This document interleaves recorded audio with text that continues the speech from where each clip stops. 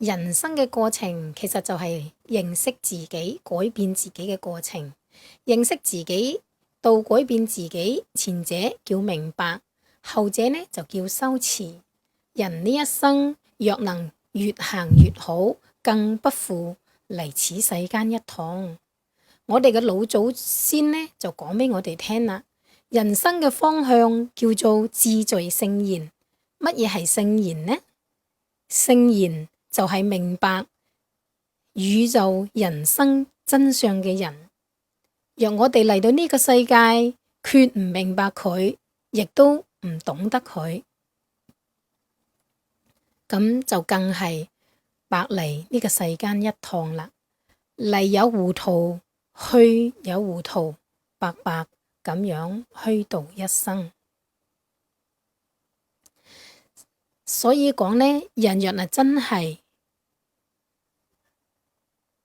聽明白、聽得懂聖言所講嘅說話，後面嘅路呢就應該點樣去行，自然就知道啦。明白人更係聖言人，唔明白嘅人呢就更係凡夫俗子啦。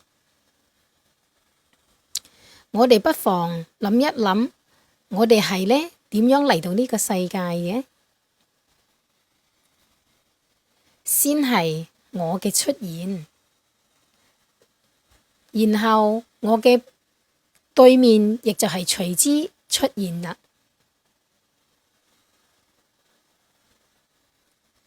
我哋一出生，睜開眼睛，第一個睇到嘅係邊個？係唔係我哋嘅父母？然後係父母身後嘅所有嘅人。所以呢個世界從某種意義上嚟講係父母嘅世界。你諗諗，如果你喺呢個世界違背咗父母，咁呢個世界亦都會違背你。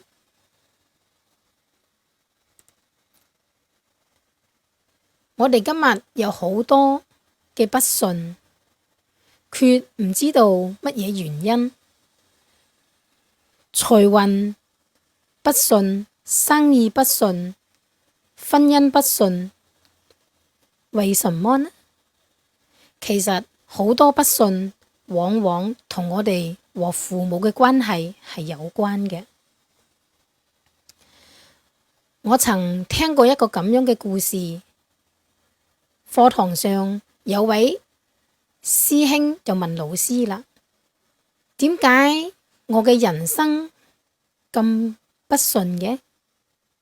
第一，事業不順；第二，婚姻不順。佢講自己表面風光，開車嚟上堂，着得大方得體，但係連副眼鏡都係貸款買嘅。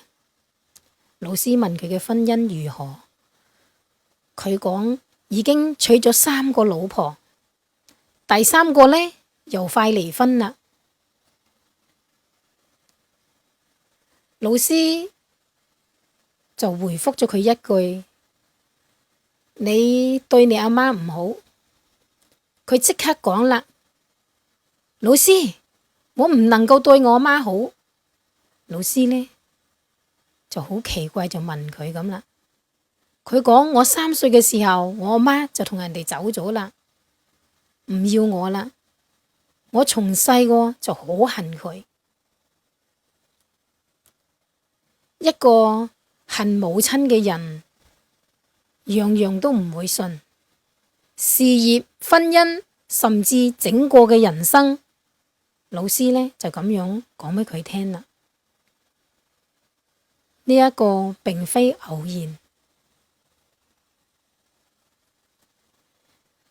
我哋嚟到呢個世界，要知道呢個世界係乜嘢世界？呢個係父母嘅世界。我哋一睜開眼睇到嘅就係爸爸媽媽，然後係兄弟姊妹、鄰里、鄉親。我哋若果同母親不和，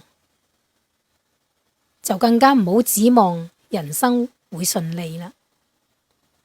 其實我哋嘅人生中好多嘅坎坷同埋波折，追溯到根源呢，往往呢都係同母親有關嘅，同母親衝突、煩惱、對立，或者有好多唔合佢心意嘅事，呢個世界回饋俾我哋嘅，亦都係呢個種種嘅不如意。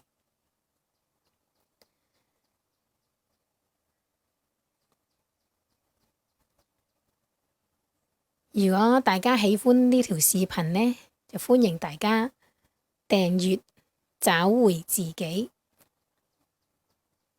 多謝大家。